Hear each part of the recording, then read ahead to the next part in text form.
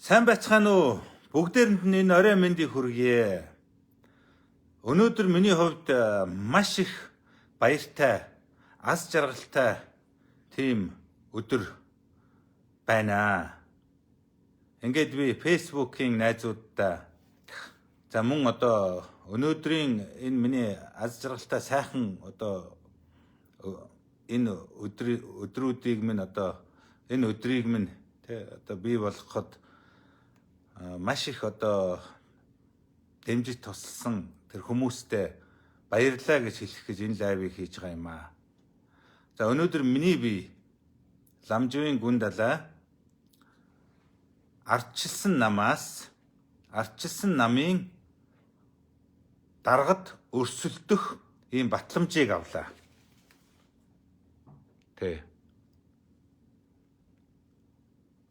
Ламжийн гүн далай өнөөдөр миний бие ардчилсан намын даргад өрсөлдөх ийм эрхтэй боллоо. Энэ эрх бол тийм амар олддог, зүгээр олддог ийм юм бас биш. Энэ бол миний хувьд маш том тэмдэглэлт үйл явдал. Би хизээч ардчилсан намын даргад өрсөлдөж байгаагүй. Магадгүй надад өрсөлдөх боломж нилээд хэд байсан ч байж болох ч байсан байх. Тэр боломж болгоныг би одоо алдаж байсан. Магадгүй миний одоо өөрийн буруу үйл явдлаас тухайн үед миний гаргасан шийдвэрүүд буруу байснаас болж би алдаж онож явсан байх.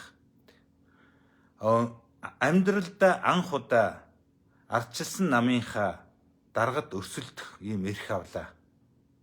Энд бол би үнэхээр их баярлж байна. Үнэхээр сэтгэл зүрхнээсээ би баярлж байна. Энэ бол миний амьдралын минь мөрөөдөл байсан. Энэ бол миний мөрөөдөл. Ардчилсан намын даргад өрсөлдөж, ардчилсан намын дарга болж, цаашилбал Монголын ардчлалыг тэргүүлж, цаашлбал энэ одоо гараан дээрээсээ Монголын ард түмний аж амьдрал, Монгол улсыг сайн сайханд хүргэх ийм одоо зүйлийг эхлүүлнэ гэж ингэж би мөрөөдөж явдаг байсан. Өнөөдөр би мөрөөдлийнхөө эхлэл дээр ирчээд байна. Маш их баярлж сэтгэл хөдлөж байна. Үнэндээ. Түрүүн би баг уйлах төгсөн. Би бодилж янз бүрийн энэ улс төрийн одоо олон энэ шуурга энэ бүх юмд бол би бас алдаж онож ирсэн. Гэхдээ би нэг зүйлээс урвж байгаагүй. Би Монголын ардчлалаас өөрийн үзэл бодлоос урвж өрөөсөө байгаагүй. Энэний үр дүнд өнөөдөр би бас үзэл бодолтой үнэнч байсан. Алдаж онсон ч үнэнч байсны хувьд би өнөөдөр Монголын ардчилсан намын даргад нэр дэвших ийм сайхан батламжийг өнөөдөр гардаж авлаа 2 цагийн өмнө. Маш их баяртай байна. Ардчлалын хамт зүтгэж явсан найз нөхөддөө баярлалаа. Монголын ардчлалыг дэмжиж явдаг монголчуудаа баярлалаа. Миний мөрөөдөл юу гэхээр Архимедид тулах цэг өг тэгвэл дэлхийг эргүүлнэ гэдэг шиг надад ардчилсан намын дарга болох ийм боломжийг өгвөл би дарга болно. Ардчилсан намын дарга болох юм бол би Монголын ардчлалыг ялуулна. Монголын ардчлалыг ялуулах юм бол би Монголын ард түмнийг ялуулна. Монголын ард түмнийг ялуулна гэдэг бол Монголын ард түмнийг сайхан амьдруулна. Монголын эдийн засаг нийгмийг хөгжүүлнэ гэсэн үг.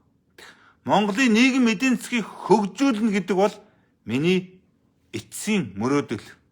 Монголын ард түмнийг сайхан, эрх чөлөөтэй, баян чинээлэг амьдруулна гэдэг бол энэ миний мөрөөдөл. Өнөөдөр би мөрөөдөлтөд хүрэх анхны тэр хөшүүрэг, тэр батламжийг авлаа. Би маш их сэтгэл хангалуун байна. Үнэхээр энэ бол хүн болгонд олддог хувь зээ биш. өнөөдөр би ардчилсан намын даргад нэр дэвшиж ардчлалын төлөө өөрийнхөө бодож явдаг, санаж явдаг, Монголын ард түмний төлөө бүтээе гэж бодож явдаг юмаа хийх ийм сайхан боломжийн эхлэл нээгдэж байгаад би сэтгэл зүрхнээсээ баярлж байна. Энэ бол миний тэмцлийн үргэлжлэл юм шүү. Би Монголын ардчлалын төлөө 20 жилийн өмнө, 21 жилийн өмнө тэмцэж өөрийгөө харуулсан. Миний тэмцлийн гэрчин Монголын ард түмэн, Монголын ардчил юм шүү. Би зоригтой тэмцэгч. Би чадна гэж бодож байгаа. Эцсийн үр дүнд нь Монголын ард түмэн сайн сайхан амьдрах ёстой. Монголын нийгмийн мэдийн засаг зөв хөгжлөөр хөгжих ёстой. Монголчууд бид нар бултаараа нийтээрээ нийгмийн баялгаа тэгш шодрох хүртэж Монгол хүн зовхон өдөө байх ёстой. Энэ бүх зүйлийг Монголын ардчил, Монголын ард түмэнд өгсөн юм аа. Одоо жинхэнэ утгаар нь тэр эдийн засгийн эрх чөлөөгийн боломжийн ард түмэнд өгөх ёстой юм. Тэрийг би хий гэж бодож байгаа. Тэрийг хийхийн тулд би ардчилсан намын дарга болох ёстой. Тэрийг хийхийн тулд би Монголын ардчлалыг ялуулах ёстой. Тэрийг би хийсний үр дүнд бид бүгдээрээ монголчууд бүгдээрээ сайн сайхан амьдралд ойрын ирээдүйд хүрнэ. Тийм нийгэм эдийн засгийн өөрчлөлтийг хийнэ гэж би бодож байгаа шүү. Би Монголын ардчилд итгэдэг. Би олон хүнтэй уулздаг, олон хүний сэтгэгдэл, олон хүн надад захиа бичдэг. Ардчлалыг бүгдээрээ дэмждэг. Ардчилсан нам ялчаасаа гэж хүн болгон хүсдэг. Уг нь ардчлалыг би дэмждэг гэж хүн болгон ярьдаг. Тийм учраас тэр их хүмүүсийн итгэл сэтгэлийг өнөөдөр амьдрал дээр хэрэгжүүлж, чулуу болгож, ялтанд хүргэх нь ардчилсан намын үүрэг. Ардчилсан намыг тэр гарч ирсэн тэр лидер нь хүргэх ёстой юм.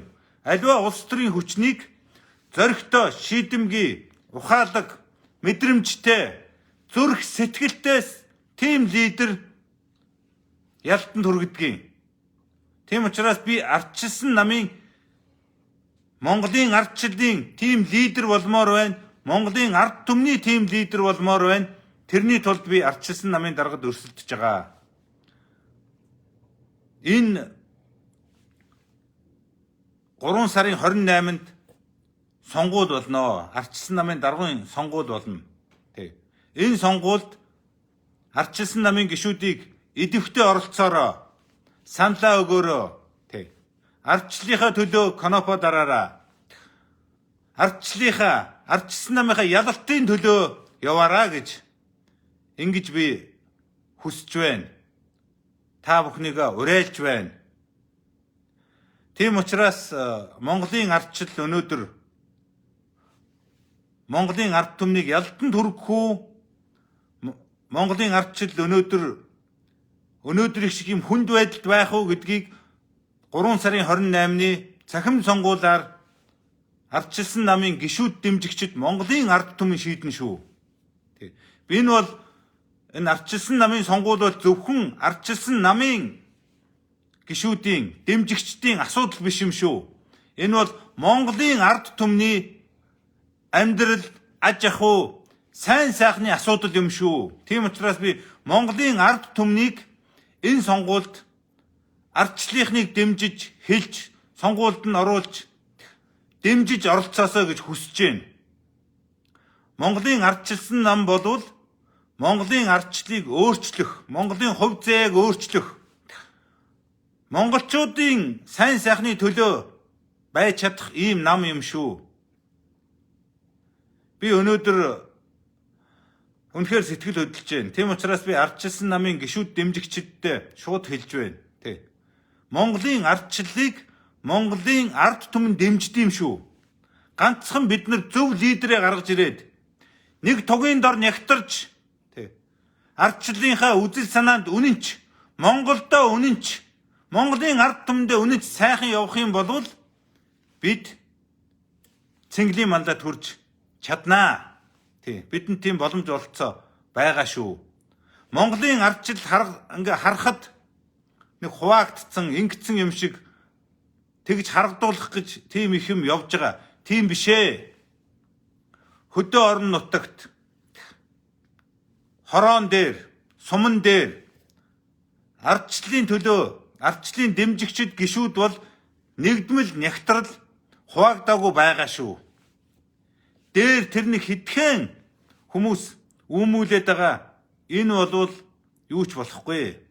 Намын дарга гаргаж ирээд тэр намын дарга нь лидер байгаад тэр тугийн дор, тэр жанжин шугамын дор тэнд нэгдэж тэмцэж чадах юм бол Монголын ардчилсан нам, Монголын ардчлалыг дэмжигчид, Монголын ард түмэн ялах болно. Та нартаа баярлалаа. Ялалтын төлөө хамтдаа тэмцэцгээе. Тэмцэцгээе. Ардчлалынхаа Монголын ард түмэн баярлалаа.